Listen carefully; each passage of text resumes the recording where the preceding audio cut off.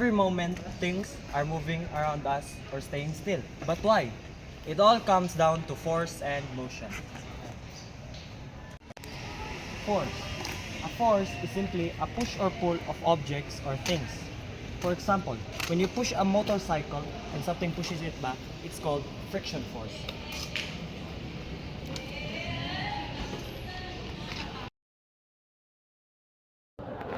And there's gravity, the force that keeps us to the ground. It is also why this fruit falls and why we stay to the earth as we move. Forces can also cancel each other.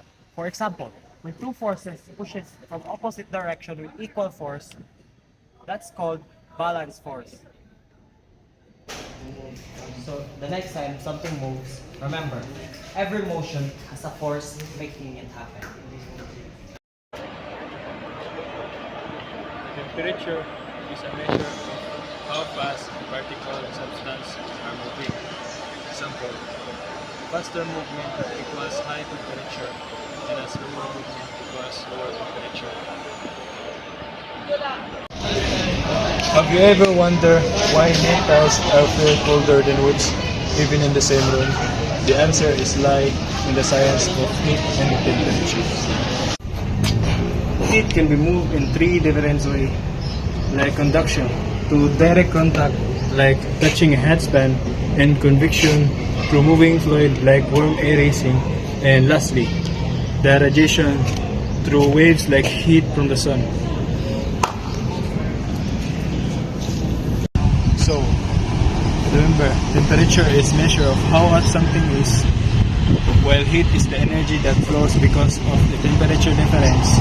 We need to understand both to help us explain everyday phenomena from cooking to weather.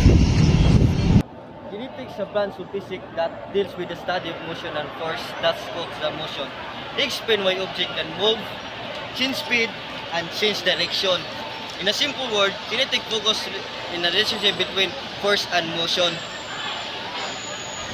For example, when you push a wheel across the floor, the force of an hand causes the wheel to move. The harder we push, the faster it moves.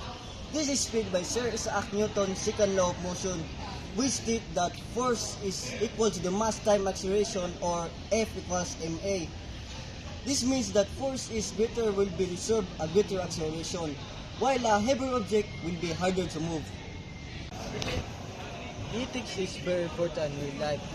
It's used for design, bicycle, airplane, ship, and even machine. In conclusion, ethics is the study of force that cause that motion. It plays an important role in science, engineering, transportation, and many aspects of our daily life. Physics is the science to explain how the universe works from the smallest particles to the biggest galaxies. Physics helps us understand the role that governs everything. Why the thing goes in physics? How the object moves that physics too. Even the electricity powering your home is explained by physics. Physics studies force, energy, motion, light, sound, and how they interact. From every step you take to rocket launching into space, physics is everywhere. Vector analysis, it gives us a clear way to describe objects moving in space and how to calculate the result accurately. Vector analysis also use this tool like the product to measure how similar two directions, and the cross product is to find a vectors that is perpendicular to others.